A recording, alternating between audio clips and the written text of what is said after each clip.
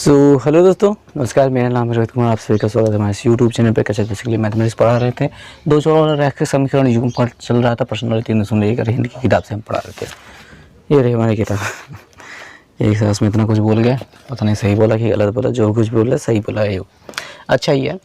तो भाई प्रश्न 3.1 का जो 10 प्रश्न थे हमने पिछले 2 वीडियोज़ में हल कर लिए थे। और अब हम चलने वाले हैं अगले प्रश्न, मतलब अगले प्रश्न जहाँ पे हमसे कहा गया है कि a1/a2 b1/b2 c1/c2 की तुलना करके निम्नलिखित रैखिक समीकरण युग्म संगत हैं या असंगत हैं, बताइए। आगे चलिए समझते हैं। पहले जो मेन फार्मूला रहने वाला है, उसके बाद फिर प्रश्न क्या है वो सब समझते हैं। देखिए जी, a1/a2 और अगर बराबर नहीं होता है b1/b2 के, जब ऐसी बात होती है तो दोनों रेखाएं क्या होती हैं? प्रतिच्छेदी रेखाएं होती हैं। एक दूसरे को एक बिंदु पे काटते हैं, केवल एक हल होता है और ये दोनों मिल रही हैं तो इसको हम संगत कहेंगे। ठीक है, इसको हम संगत कहेंगे। दूसरी स्थिति क्या होती है कि a1/a2 बराबर हो जाए b1/b2 के, तब हम चेक करें कि c1/c2 बराबर नहीं है।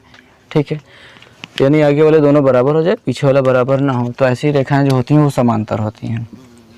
ठीक है, अब जब ये नहीं मिल रही हैं तो ये कैसी हो जाएंगी? असंगत हो जाएंगी। समझ में आ गई होगी बात। ओके, नेक्स्ट वाला जो है वो हमको जानना है कि a1/a2 बराबर b1/b2 बराबर c1/c2, यानी कि ऐसी स्थिति जहाँ पे सभी कुछ बराबर हो जाए। ऐसे में ये रेखाएं होती हैं संपाती, एक लाइन के ऊपर ही दूसरी लाइन होती है और इन्हें कहा जाता है क्या? संगत कहा जाता है। ये कैसी रेखाएं होती है? संगत, क्योंकि लाइनें मिल रही हैं ना। ठीक है, जब भी कोई लाइन मिलेगी तो उसको संगत कहेंगे, जो नहीं मिलेगी वो असंगत होगी। संगत और असंगत का मतलब, संगत का मतलब होता है मिलना, असंगत का मतलब होता है ना मिलना। एक भौरा बहुत देर से उड़े जा रहा है। ये रहा 11वें का पहला प्रश्न का मतलब 11वें का पहला प्रश्न, जहाँ पे हमको 2 समीकरण दिए गए। दोनों समीकरणों में हमको ज्ञात करना है कि ये संगत हैं अथवा असंगत हैं। उसके लिए हमें a1 यहाँ पे दिखाई दे रहा है, हम डायरेक्ट a1/a2 निकालते हैं। हमको यहाँ पे ये, चलो ठीक है समझ लेते हैं। ये समीकरण 1 कहलाता है, ये समीकरण 2 कहलाता है। आप कह सकते हो कि समीकरण 1 की तुलना आप समीकरण 1 से आप पाओगे कि ये कितना है? 4x/3 है प्लस 2y है। 8 को इधर भेज दोगे तो -8 बराबर 0 हो जाएगा। एक काम कर सकते हैं, बटे वाला 3 अगर आप हटाना चाहो तो हटा भी सकते हो, नहीं हटाना चाहो तो नहीं हटा कर भी काम चला सकते हो। दोनों स्थितियों में काम बनेगा, लेकिन अभी हम सोच रहे हैं कि क्यों ना हटा ही दिया जाए। हटाने का तरीका क्या होगा? सभी में 3 से गुणा करने पर। ठीक है, यहाँ पे कहा जाएगा कि दोनों पक्षों में 3 से गुणा करने पर ये हो जाएगा 4x, क्योंकि 3x कट जाएगा। 3 दूना ये हो जाएगा 6y और 3 8 24, ये हो जाएगा हमारा समीकरण। ठीक है, अब ऐसी स्थिति में हम यहाँ पे a1x plus b1y plus c1 बराबर 0 से तुलना करने पर आपको क्या मिल जाएगा? a1 बराबर 4 मिल जाएगा, b1 बराबर आपको 6 मिल जाएगा और c1 बराबर आपको मिल जाएगा -24। ऐसी स्थितियाँ बन रही हैं यहाँ पे। ठीक है, और समीकरण 2 से अगर उठाएंगे, अगर हम समीकरण 2 से बात करें तो हमको क्या मिल जाएगा? 2x प्लस 3y तो है ही, बराबर 12 जो है इधर लाएंगे तो -12 जो है हो जाएगा। और इसकी तुलना जब आप ये जो आपने a1 से की है वही a2x plus b2y plus c2 बराबर 0 से करने पर, तुलना करने पर क्या हो जाएगा भैया? a2 बराबर आपको मिल जाएगा 2, b2 बराबर आपको मिल जाएगा 3 और c2 बराबर मिल जाएगा -12। ऐसी चीज़ें आपको प्राप्त हो गई हैं। समझ में आ गई होगी बात। ठीक है, हो गया परफेक्ट। चलो, इतना जब समझ में आ गया तो आगे वाला काम बहुत आसान हो जाता है। ऑलमोस्ट ख़त्म ही हो चुकी है चीज़ें, क्योंकि इस सवाल में जो लिखने का काम है बस यही है और इससे ज़्यादा और कुछ लिखने की ज़रूरत नहीं है। आप बस ये करना है कि A1/A2 आप निकाल लो। A1 आपका 4 बन गया है और A2 कितना बन गया है 2। काट दोगे तो 2/1 मिल जाएगा, यानी आप 2 कह सकते हो इसको। ओके, और फिर B1/B2 निकाल लो। B1 आपका 6 है, B2 आपका 3 है, 3 दूनी 6, आपको 2 मिल रहा है। C1/C2 निकाल दो। C1 कितना है -24 है और C2 कितना है -12 है। काट डालो, 12 दूनी 24 होता है, यानी कि 2 मिल रहा है।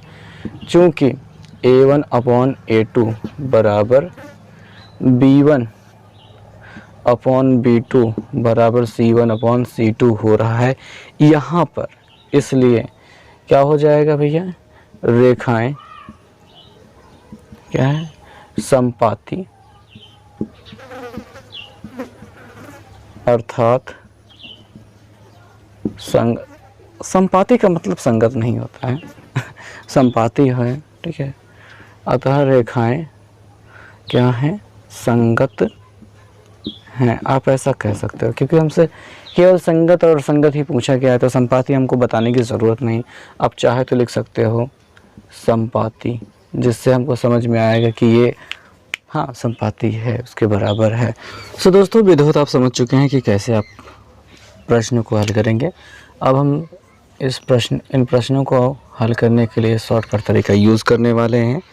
कैसे, देखिएगा। दूसरा जो प्रश्न है वहाँ पे 4x - y बराबर 4 दिया गया है और 3x + 2y बराबर 14 दिया गया है। कैसे शॉर्टकट यूज़ करना है, ज़्यादा कुछ नहीं, हम डिटेल में बहुत ज़्यादा ना जा करके, सारी चीज़ों को ना लिख करके, बस हम A1/A2 निकालेंगे डायरेक्ट। A1 4 है, A2 3 है, हम 4/3 लिखेंगे। फिर B1/B2 निकालेंगे, B1/B2 निकालेंगे और कहेंगे -1 है और 2 है, -1/2 कहेंगे। C1/C2 निकालेंगे, ये -4 इधर आएगा, -4 होगा और ये 14 इधर आएगा तो -14 होगा। काट देंगे, ये 2/7 दिखाई दे रहा है और हमको ये पता चल रहा है कि ये दोनों बराबर नहीं है, बराबर नहीं है। बात समझिए कि A1/A2 बराबर नहीं है B1/B2 के, और C1/C2 को चेक करने की कोई ज़रूरत नहीं थी इस प्रश्न के लिए, पर हमने निकाल लिया है तो कोई बात नहीं, उसको लिख कर रखेंगे और यहाँ पे लिखने की ज़रूरत नहीं। A1/A2 ये दोनों क्या बराबर हैं, नहीं बराबर है, बराबर नहीं है।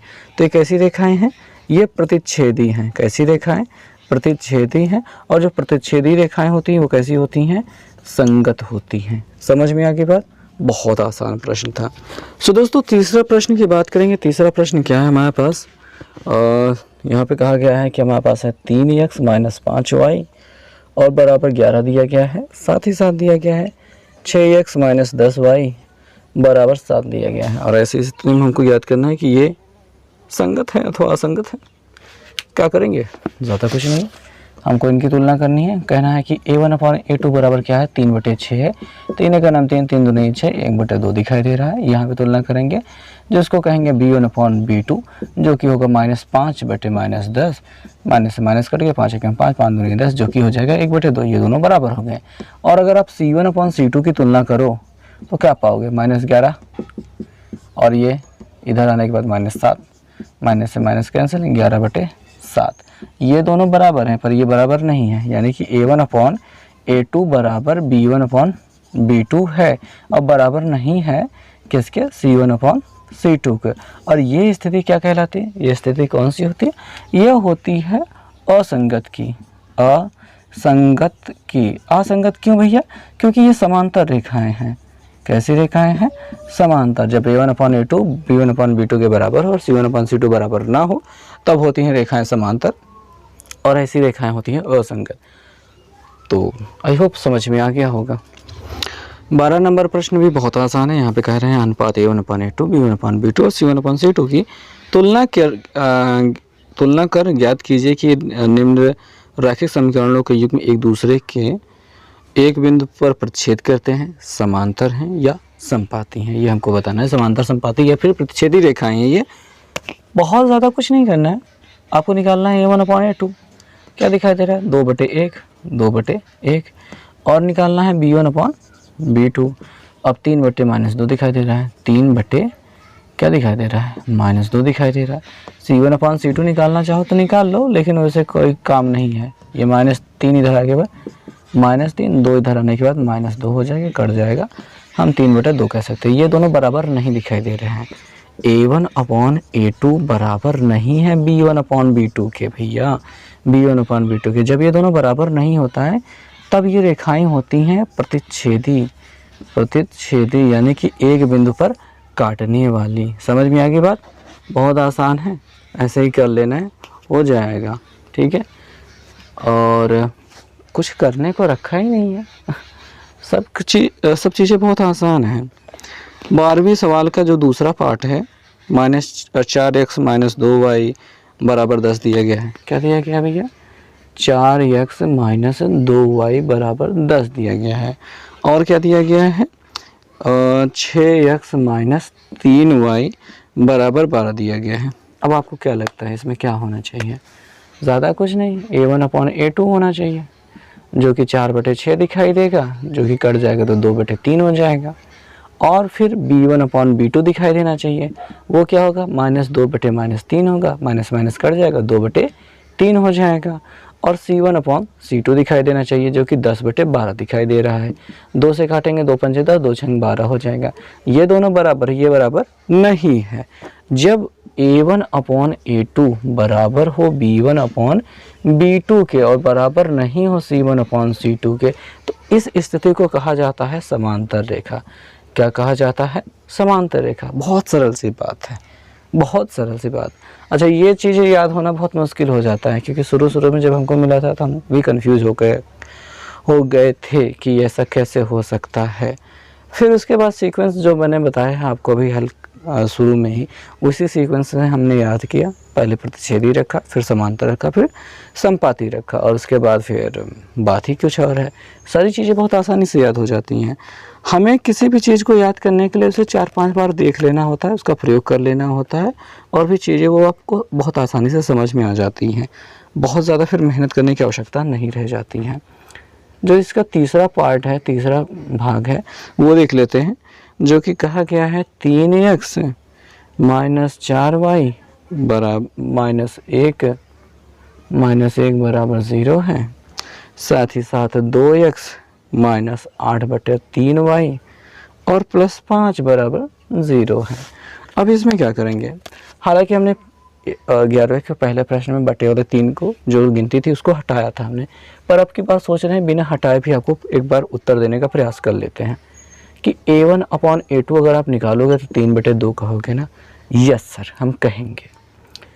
तो B1/B2 जब आप निकालोगे तो आप कहोगे कि सर -4 को ऊपर रख दीजिए, ये -8/3 को नीचे रख दीजिए।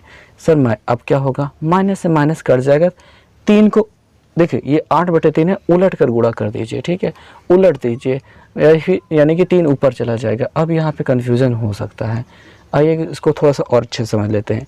ये जो हमारा 4 है, हमने उसी 4 को यहाँ पे लिखा है, हम 4/1 एक परमीय संख्या बना सकते हैं। बटे के निशान का मतलब होता है भागे, ये 8/3 है। तो हम क्या करते हैं कि नीचे वाली गिनती जो भी जिससे भी हम भाग दे रहे होते हैं आगे वाली संख्या में, इस पीछे वाली गिनती को उलट कर गुणे के निशान बना देते हैं। यानी आप कह सकते हो 4/1 गुणते 3/8 हो जाएगा। बोलो यस सर, समझ में आ गया। 4 1 कम 4, 4 दूना ये 8, 3/2 दिखाई दे रहा है। अगर आप मिलान करोगे तो इसके बराबर हो गया। क्या हो गया? बराबर हो गया। आगे C1/C2 अगर आप करोगे तो -1/5 दिखाई दे रहा है, जो कि बस इतना ही है, बराबर नहीं है। अब ये दोनों बराबर हैं, ये बराबर नहीं है, यही वाली स्थिति बन रही है। सेम टू सेम यही छापो, सेम टू सेम समांतर लिख दो, ठीक है, सेम टू सेम समांतर हो गया। तो ये रेखा भी कैसी है? समांतर है। बोलो समझ में आ गया ना? उत्तर मिला लेते हैं, समांतर रेखा है, एकदम सही है। तो ऐसे किया जा सकता है इन प्रश्नों को। अगर दोस्तों तो प्रश्न संख्या 13 को देखते हैं। कह रहे हैं कि किस मान के लिए निम्न रैखिक समीकरणों के निकाय का अद्वितीय हल होगा। भैया अद्वितीय हल होने का मतलब क्या होता है? दोनों एक दूसरे को एक ही बिंदु पर काटें।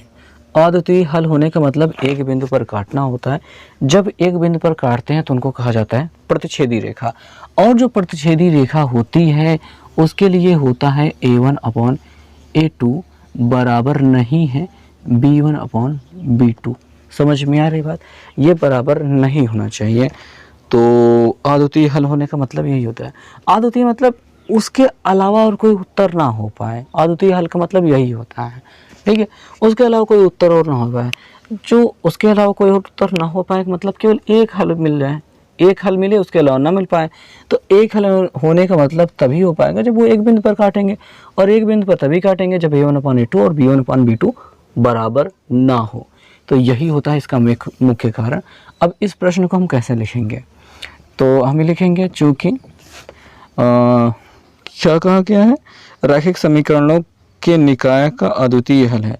तो हम ऐसे लिखेंगे, रैखिक समीकरणों के निकाय का क्या हल है भैया? अद्वितीय हल है। इसलिए अब अद्वितीय हल है, इसलिए क्या हो जाएगा, A1/A2 बराबर नहीं है B1/B2 के, ऐसा हो जाएगा। ऐसा हम लिख लेंगे। ऐसा लिखने के बाद हम चीज़ों को रख देंगे। A1 अपना क्या है, K है, बटे A2 क्या है अपना 3 है, बराबर नहीं है, ये है 2/1। अब क्या करेंगे, 3 से दोनों तरफ गुणा कर देंगे, या फिर 3 को उधर ले जाके गुणा कर लो। तो K बराबर नहीं है, बराबर कितना, 3 दूना 6, 6/1 मतलब 6 ही। अब ये आपको मिल रहा है, क्या मिल रहा है, K बराबर नहीं है 6 के। तो ऐसी स्थिति में हम ये कहेंगे K बराबर 6 को छोड़कर, K बराबर 6 को छोड़कर अन्य सभी मानों के लिए, अन्य सभी मानों के लिए छोड़कर K के देखिए K बराबर 6 को छोड़कर के अन्य सभी मानों के लिए क्या होगा, समीकरणों का क्या कहा जा रहा था भैया, समीकरणों का अद्वितीय हल होगा।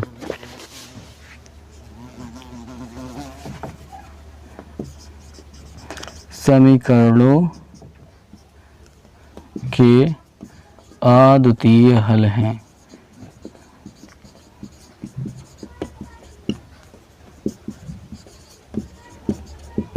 ठीक है, फिर से समझाते हैं एक बार फिर से क्या हो रहा है, कैसे हो रहा है, सब समझाते हैं। भैया एक समीकरण दिया गया है, दूसरा समीकरण दिया गया है, कहा गया है रैखिक समीकरण युग्म निकाय है, यानी कि जोड़े हैं। इनका क्या है, अद्वितीय हल है। अद्वितीय हल तभी होता है जब ये क्या होते हैं, प्रतिच्छेदी रेखाएं होती है। प्रतिच्छेदी रेखाएं केवल एक हल प्राप्त करने के लिए होता है। और ये स्थिति तब बन पाती है जब A1/A2 B1/B2 बराबर नहीं होते हैं। हमने वैल्यूज़ को रख दिया और इसका 3 को उधर गुणा हो रहा था, हमने गुणा करा दिया। K बराबर नहीं है 6 के, यानी कि K का मान 6 के बराबर नहीं है। ये मतलब होता है कि K का मान K बराबर 6 को छोड़कर, अगर आपने यहाँ पे 6 रखा है तब अद्वितीय हल प्राप्त नहीं होगा। तो K को छोड़कर, K ना रखिए, उसके अलावा कुछ भी रख दीजिए। K बराबर 6 छोड़ करके, मतलब कि 6 को छोड़ करके और कुछ भी रख दीजिए, सभी के लिए इन समीकरणों का अद्वितीय हल होगा। ओके दोस्तों, तो ये उत्तर मिल गया है। अगले प्रश्न में हम चलेंगे, जो कि है 13 का दूसरा वाला प्रश्न। इसमें हमको दिया गया है x - 3y बराबर 5 दिया गया है, और 5x + ky बराबर 10 दिया गया है। अब इस प्रश्न में आप कैसे करोगे, सेम टू सेम वही बातें हैं, यानी कि यही सेम टू सेम छापना है, फिर ये छापना है, छापने के बाद अपने निकाल लेना है। इसका A1 कितना है, 1 है, और A2 कितना है, 5 है, बराबर नहीं, एक निशान लगा दो, ये -3 रख लो, और ये क्या है, K रख दो। K का इधर गुणा करा दो, 5 को उधर गुणा करा दो, K बराबर नहीं है, 5 × 3 = 15, -15। K का मान -15 छोड़कर अन्य सभी मानों के लिए आपका अद्वितीय हल देगा। तो आपको K बराबर -15 ही आपका जो होगा, ये K बराबर नहीं है -15, ये जो मिलेगा यही आपका सही जवाब होगा। समझ में आ गई बात? अगले प्रश्न पे चलते हैं। अगला प्रश्न है जो वहाँ पे दिया गया है कितना, kx + 2y बराबर 4 और 8x + के वाई बराबर 11। क्या करेंगे, ज़्यादा कुछ नहीं करना है, बहुत आसान काम करना है भैया। यहाँ पे A1 बराबर के है और A2 बराबर कितना है 8 है, बराबर नहीं है वाला निशान लग जाएगा। ये अपना 2 है और ये अपना के है। के और के का गुणा के स्क्वायर हो जाएगा और 8 दूनी यहाँ पे 16 हो जाएगा। वर्गमूल ले लेंगे तो यहाँ पे के मिल जाएगा और यहाँ पे प्लस माइनस अंडर रूट 16 यानी कि प्लस माइनस 4 मिल जाएगा। और के का मान क्या हो जाएगा, यहाँ पे के का मान प्लस माइनस 4 के बराबर नहीं है और सभी मानों के लिए आपका क्या हो जाएगा, यहाँ पे कैसा हो जाएगा, ये इसके अद्वितीय हल हो जाएंगे। तो यहाँ पे के बराबर प्लस माइनस 4 नहीं लेना है, ये आपका सही जवाब हो जाएगा। सो दोस्तों प्रश्न संख्या 14 पे पहुँच चुके हैं। यहाँ पे हमसे पूछा जा रहा है कि किस मान के लिए निम्न रैखिक समीकरणों के निकाय का कोई हल नहीं है। ये कोई हल नहीं वाला सिस्टम जब चलता है तो हमारे पास क्या होता है कि हमारे पास तब होना चाहिए A1/A2, A1/A2 ये बराबर होना चाहिए B1/B2 के और बराबर नहीं होना चाहिए C1/C2 के। ऐसी चीज़ों को हम कहते हैं समांतर। जब ऐसी स्थिति आती है तब हम कहते हैं रेखाएं समांतर हैं और ऐसी स्थिति में आपके पास इनका कोई हल नहीं होता है। जब इनके पास कोई हल नहीं है तो हमें करना क्या है, बस यही इनको प्रयोग कर देना है। और कैसे करना है, बहुत आसान सा तरीका रहने वाला है। आइए चलिए देखते क्या करने वाले हैं, कैसे करने वाले हैं और क्या कर सकते हैं। ज़्यादा कुछ नहीं करना है, बस जो अपने पिछले प्रश्न के लिए किया वही अब इस प्रश्न के लिए भी हमको करना है। 4/1 के करना है, 4/के करना है, बराबर लगाना है, 5/15 कर देना है। C1/C2 को बराबर करने की कोई ज़रूरत नहीं, कोई मेहनत नहीं करनी है, ठीक है। इसको बस इसको लिख लो, बस वो हो गया। 5 एकम 5, 5 तिहाई 15 हो रहा है, ये कट गया। 4 के इधर गुणा, के का इधर गुणा, तो 4 तिहाई 12 हो जाएगा, बराबर के दिखाई दे रहा है, यानी कि के बराबर क्या दिखाई दे रहा है 12। यानी के बराबर अगर आप 12 ले लेते हैं, के बराबर अगर आप 12 ले लेते हैं तो ऐसी स्थिति में ये रेखाएं समांतर हो जाएंगी और उसके बाद उसका कोई हल नहीं होगा। हो गया, इस पे चलते हैं। इसमें भी क्या करना है, k/8 करना है, k/8 2/k करना है, बराबर 2/k करना है। फिर से वही बात पिछले सवाल में भी नहीं किया था कि के स्क्वायर हो जाएगा, 8 दूनी 16 हो जाएगा। वर्गमूल जब लेंगे अंडर रूट 2 मतलब के स्क्वायर और यहाँ पे अंडर रूट 16 रखेंगे तो ये प्लस माइनस लग जाएगा। तो यहाँ पे के बराबर प्लस माइनस 4, यानी कि प्लस माइनस 4 लेने पर +4 या फिर -4 लेने पर ये क्या हो जाएगा, रेखाएं समांतर हो जाएंगे और ऐसी स्थिति में इनका कोई हल नहीं होगा। ये वाला उठाते हैं। यहाँ पे क्या करना है, ये 3 है और ये x के साथ में इतना लंबा दिया गया है, यानी 2k - 1 दिया गया है। बराबर के उस पार लेंगे, यहाँ पे y की जगह पे अपना 1 है और ये लेना है कितना, k - 1 लेना है, ठीक है। A1/A2 B1/B2 हमने कर लिया। C1/C2 को करने की ज़रूरत नहीं, भले भी वहाँ पे k दिखाई दे रहा है, कोई मतलब नहीं हमको लिखने का। इसको ऐसे रहने दो, तिरछा गुणा कराओ। 3k - 1 दिखाई दे रहा, सॉरी गलती कर दिया हमने भी। जब 3 और यहाँ पे k का गुणा करेंगे तो 3k हो जाएगा, 3 और 1 का भी गुणा होगा और 3 हो जाएगा। 2 का जब इसमें गुणा करेंगे 1 में तो कुछ भी बदलेगा नहीं, 2k - 1 मिल गया। 2k इधर भेज देंगे, 3k - 2k हो जाएगा और -1 यहाँ पे दिखाई दे रहा है। ये उधर जाने के बाद +3 हो जाएगा। 3 में से 1 घटाने पर कितना मिल जाएगा, 2। 3k में 2k घटाने पर 1k मिल जाएगा और k बराबर 2 मिल गया। बस इसके अलावा इसमें कुछ भी करने की ज़रूरत नहीं, k बराबर 2 मिल गया, यही आपका आंसर हो जाएगा। हो गई बात खत्म। 15 नंबर सवाल देखते हैं। यहाँ पे कह रहे हैं कि किस मान के लिए निम्नलिखित समीकरणों के निकाय का अनंत हल होगा। अनंत हल होने के लिए क्या प्रावधान है, क्या मुख्य बातें हैं, क्या आपको पता है? जी आपको पता होना चाहिए कि ये रेखाएं तब अनंत हल दिखाती हैं जब ये संपाती होती हैं, और संपाती होने की स्थिति तब आती है जब A1/A2 बराबर हो B1/B2 के, B1/B2 और बराबर हो जाए C1/C2, सभी बराबर हो जाए। ऐसी स्थिति को कहा जाता है कि ये दोनों रेखाएं संपाती हैं और संपाती पे अनंत हल होंगे। पहले वाले प्रश्न से उठाते हैं। 4/, क्या दिखाई दे रहा है x के साथ में, के स्मॉल के होना चाहिए, हमने यहाँ पे कैपिटल के लिख दिया है, कोई बात नहीं, काम चल जाएगा। बराबर 7/21 दिखाई दे रहा है। इसको भी हम बराबर कर सकते हैं, बराबर करेंगे कितना, 10/3 के। हमको किन्हीं भी 2 लोगों को ले लेना है और काम बन जाना है। इन दोनों को अगर हम बराबर कर लेते हैं तो काम हो जाएगा। देखेंगे भैया 4/k + 2, ये r जैसा लग रहा है, k/2 k + 2 है बराबर 7/21 है।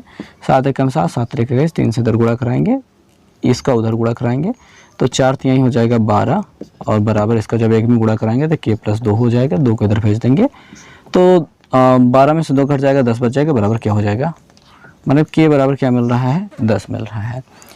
और इस स्थिति में अगर हम करें इन दोनों को बराबर कर दें तो देखिए भैया 7/21 है बराबर 10/3 के दिखाई दे रहा है। 7 एकम 7, 7 त्रिक 21 दिखा रहा है, 3 से 3 कैंसिल हो जाएगा, k उधर जाएगा तो k बराबर क्या हो जाएगा, 10 सीधे सीधे दिखाई दे रहा है। यानी कि नहीं भी दो लोगों को बराबर कर दीजिए आप और k का वैल्यू जो एक बार मिल जाएगा दूसरा वाले हिस्सा बराबर करने पर भी उतना ही मिलेगा आपको। तो दूसरा वाला बराबर करने या ना करें इसकी चिंता करने की कोई आवश्यकता नहीं है। आपको एक पर जो वैल्यू मिल गई है वही आपका उत्तर हो जाएगा। और अब अगर हम दूसरे वाले भाग की बात करें तो यहाँ पे हमको क्या दिखाई दे रहा है, 2 दिखाई दे रहा है और यहाँ पे क्या दिखाई दे रहा है, 6 दिखाई दे रहा है बराबर माइनस है k - 2 बटे ये कर देंगे 2k - 1 और बराबर हम k/2k + 5 भी कर सकते हैं। अगर हम चाहें तो इनको बराबर कर लें, चाहे तो इनको बराबर कर लें। इनको बराबर करने के कोई मतलब नहीं निकलेगा, आप उसमें सवाल को लंबा कर बैठेंगे तो उसको करने की कोई आवश्यकता नहीं है, बस इन दोनों को बराबर कर लीजिए। यानी 2/6 बराबर k - 2 बटे 2k - 1 कर लीजिए, 2 से काट लीजिए, यहाँ पे 3 मिल जाएगा, 2 एकम 2 3 6, 3 से इधर गुणा, 2k + 1 का इधर गुणा, तो 1 से जब गुणा करेंगे तो अपना 2k - 1 तो जो मिला है मिला ही है, इसका 3 से इधर गुणा करेंगे, 3 और 1 का गुणा 3k दिखाई देगा और 3 दूनी ये -6 हो जाएगा। पक्षांतर करेंगे, 3 को इधर लाइए, 1 को उधर भेजिए, यहाँ पे 2k है, 3k इधर आने के बाद -3k, इधर -6 है, ये इधर जाने के बाद +1 हो जाएगा। 2k में 3k घटाने के बाद 1k मिलेगा वो भी माइनस में, और 6 में 1 घटाने के बाद 5 मिलेगा वो भी 6 बड़ा है तो इसलिए माइनस में, माइनस से माइनस कैंसिल हो जाएगा, k बराबर क्या मिल गया आपको, 5 मिल गया, यही आपका उत्तर हो जाएगा। तो दोस्तों तीसरे पार्ट की बारी है, यहाँ पे तीसरे प्रश्न को आप देख सकते हो क्या दिखाई दे रहा है, 2 बटे आप क्या कर लोगे, k - 2 दिखाई दे रहा है बराबर 3 बटे क्या दिखाई दे रहा है, 2k + 1 दिखाई दे रहा है बराबर, यहाँ पे 2 बटे इसको करेंगे 2 और k - 1 मिल रहा है। यहाँ पे हो रही स्थितियाँ थोड़ा ध्यान से देखने वाली है, बड़ी बात नहीं है, 2 से 2 आप काट सकते हो। तो किसी के साथ भी तुलना कर लो, अपन उत्तर तो मिल ही जाएगा। अपन इसकी तुलना करने वाले हैं, चलिए देखते हैं क्या होता है। 2 बटे k - 2 दिखाई दे रहा है बराबर इस पर 1 बटे k - 1 दिखाई दे रहा है, तिरछा गुणा कर लो, इसका इधर गुणा करेंगे तो 2k - 2 दिखाई दे रहा है, इसका इधर गुणा करने पर k - 2 जैसा था वैसे ही रहेगा, k इधर जाएगा, 2k - 1 k बराबर क्या हो जाएगा, इसको उधर भेजेंगे तो यहाँ पे -2 तो पहले से है, ये इधर जाने के बाद क्या हो जाएगा अपना प्लस हो जाएगा, +2 हो जाएगा, इससे ये कट जाएगा और 1k घटाने के बाद यहाँ पे 0 मिल रहा है। हालांकि k बराबर उत्तर 4 दे रहा है, 4 दे रहा है आपके इस पुस्तक में, तो इस चीज़ को बराबर करने पे तो काम नहीं बना, ठीक है। इन दोनों को बराबर करने पर भी हमको उत्तर नहीं मिलता, हमको 8 मिल जाता है, -8। इनको बराबर करने पर -4 मिल जाता है।